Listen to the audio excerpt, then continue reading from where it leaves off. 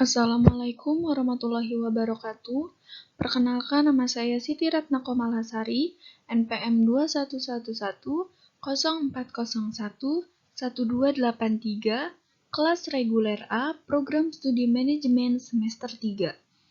Tujuan saya membuat video ini untuk memenuhi tugas ujian akhir semester mata kuliah studi Islam 3, Fakultas Ekonomi dan Bisnis, Universitas Ibnu Khaldun Bogor. Dosen pengampu, Dr. Haji Ahmad Alim, LCMA. Dalam mata kuliah studi Islam 3 selama setengah semester sesudah UTS memiliki 8 pokok bahasan. Di antaranya, yang pertama, akhlak kepada tetangga. Yang kedua, jiwa mutmainah melahirkan akhlak mulia. Yang ketiga, terapi syubhat dan syahwat. Yang keempat, meneladani akhlak Rasulullah SAW. Yang kelima, akhlak dalam bermedia sosial. Yang keenam, akhlak terpuji, adil dan ihsan. Yang ketujuh, akhlak tercela suap dan korupsi. Dan yang terakhir, akhlak kepada kedua orang tua. Materi yang pertama mengenai akhlak kepada tetangga.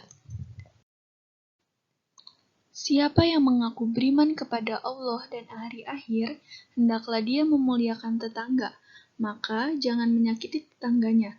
Jika tetangga menyakiti kita, hendaklah kita bersabar. Maka Islam selain mengajarkan adil, Islam juga mengajarkan ihsan. Nabi bersumpah 3 kali, tidak beriman, yaitu orang yang tidak merasa nyaman dengan keberadaan kita karena keburukan kita, maka dikatakan tidak beriman. Berbuat jahat pada tetangga karena orang itu kurang iman, bahkan Nabi berkata tidak akan masuk surga. Tetangga dibagi menjadi 2. Yang pertama tetangga dekat, yang kedua tetangga jauh. Menurut Ali bin Abi Thalhah dari sahabat Ibnu Abbas, yang dimaksud dengan tetangga dekat adalah tetangga yang di antara kamu dan dirinya terdapat hubungan kekerabatan dan kedekatan atau qurabah. Contoh, saudara kita atau kerabat kita. Sedangkan tetangga jauh yaitu tetangga yang tidak ada hubungan kekerabatan dan kedekatan, tetapi memiliki hak sebagai umat muslim. Dosa mencuri lebih besar, tetapi apabila mencuri di tetangga, dosanya sebanyak 10 kali lebih besar daripada mencuri di tempat lain. Orang yang rajin sholat, sedekah, puasa, mengaji, tetapi lisannya tidak dijaga, menyakiti hati tetangga, maka tempatnya di neraka. Dr. Haji Ahmad Alim, LCMA. Materi yang kedua, mengenai jiwa mutmainah melahirkan akhlak mulia. Mutmainah disebut dalam Al-Quran dan disebut oleh Allah. Dipanggil oleh Allah saat manusia pada detik terakhir menjelang ajal perpisahan antara ruh dan jasadnya untuk menghadap Allah.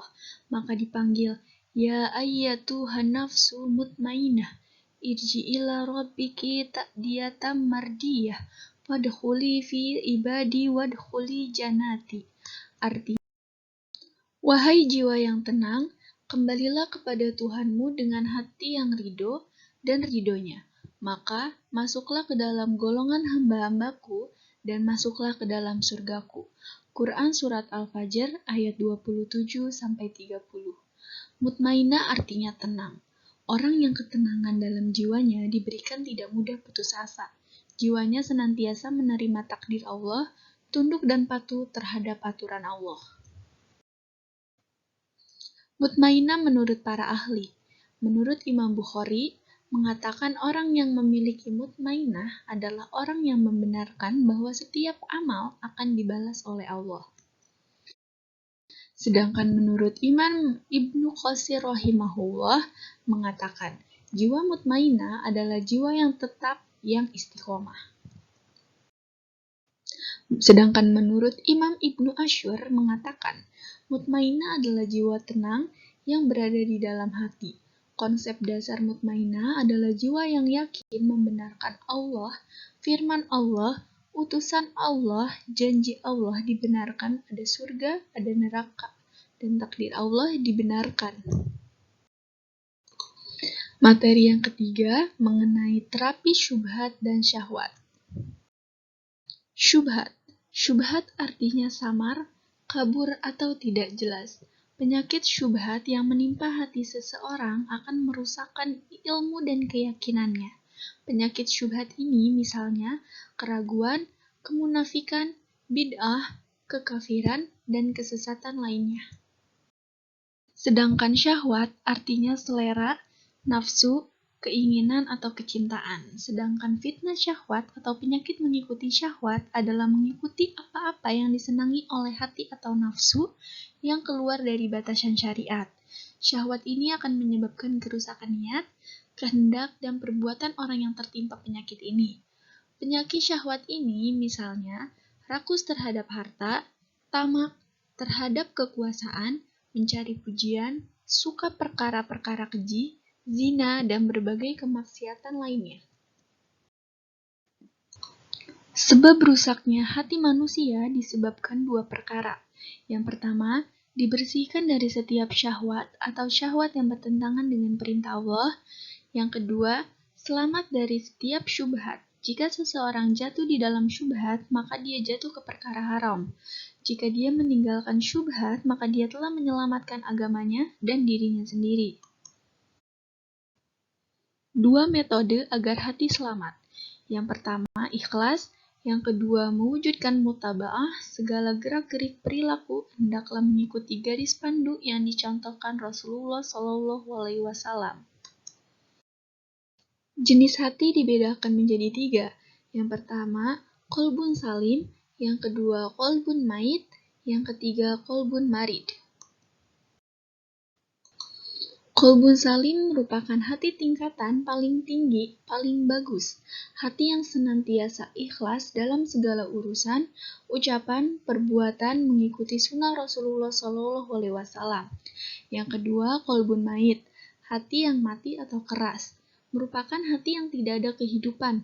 Punya hati tapi tidak dapat merespon perintah Allah. Tidak bisa memahami dan mengikuti perintah Allah. Hati yang sombong menolak kebenaran. Yang terakhir, qalbun marid, hati yang sakit. Hati yang hidup tidak, mati pun tidak. Kadang dia taat, kadang dia maksiat. Materi yang keempat mengenai meneladani akhlak Rasulullah SAW. Akhlak yang paling baik di dunia ini yaitu akhlak Nabi Muhammad SAW. Kita sebagai umat muslim yang hidup di tengah arus globalisasi sangat mudah terjerumus mengikuti pergaulan yang baru.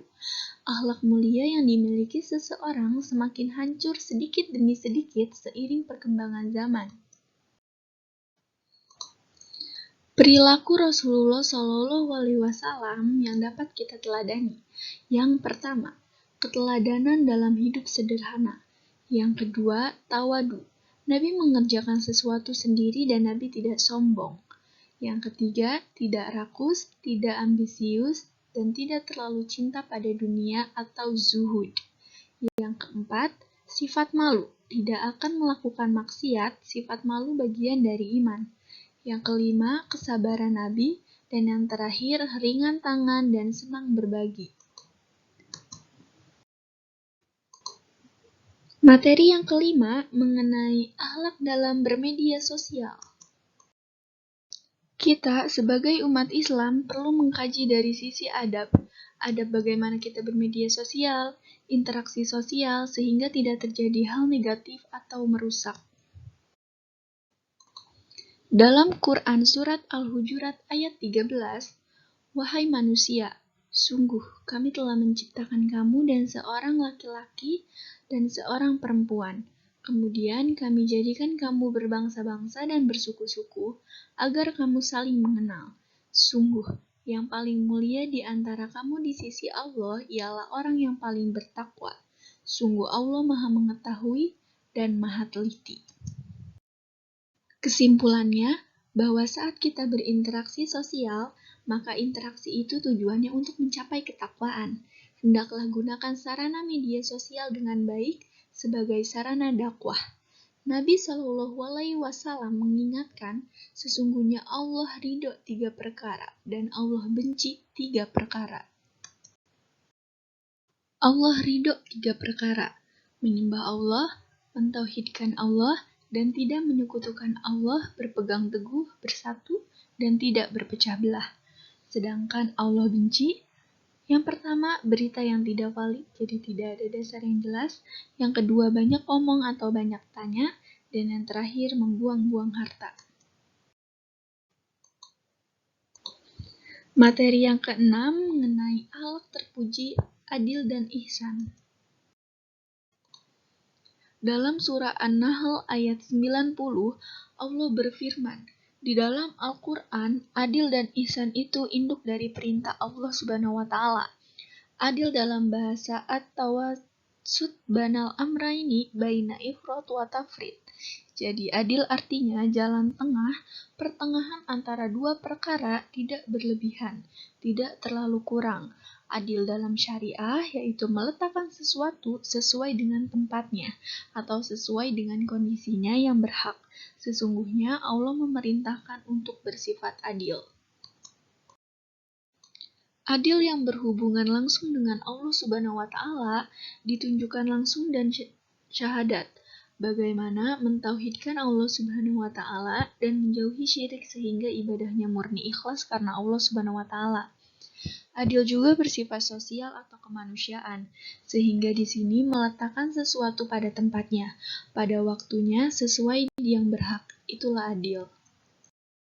Materi yang ketujuh mengenai akhlak tercela, suap, dan korupsi.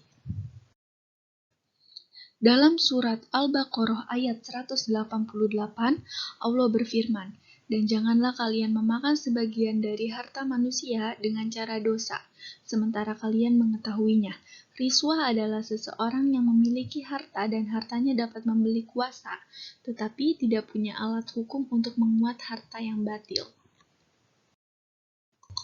Ibnu Athahiyah mengatakan, orang yang menerima suap biasanya para penguasa atau hakim yang di tangannya memiliki putusan perkara.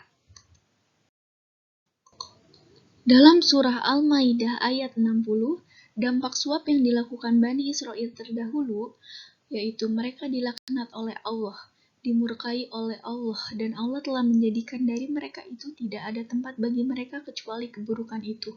Kemudian menyesatkan kaum Bani Israel dari jalan yang lurus. Materi yang terakhir mengenai akhlak kepada kedua orang tua. Akhlak kepada kedua orang tua adalah sikap atau perbuatan yang seharusnya dilakukan oleh seseorang terhadap orang tuanya. Dengan demikian, dalam Islam, di samping berkewajiban berakhlak yang baik kepada Allah dan kepada diri sendiri, manusia juga memiliki kewajiban berakhlak baik kepada orang tua. Para ulama Islam sepakat bahwa hukum berbuat baik atau berbakti pada kedua orang tua, hukumnya adalah wajib. Berbuat ihsan kepada kedua orang tua atau perintah pertama dalam kaitan hablum minan nas. Hubungan terbaik kepada manusia ditunjukkan berbuat ihsan kepada kedua orang tua.